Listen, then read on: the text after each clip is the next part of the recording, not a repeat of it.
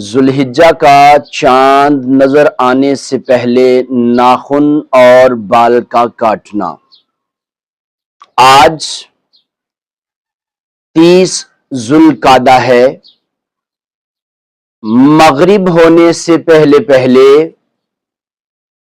جن لوگوں پر قربانی واجب ہے تو نبی رحمت صلی اللہ علیہ وآلہ وسلم نے ارشاد فرمایا، جب عشرہ ذوالحجہ شروع ہو جائے اور تم میں سے کوئی شخص قربانی کا ارادہ رکھتا ہو تو وہ اپنے بال اور ناخن نہ کاٹے۔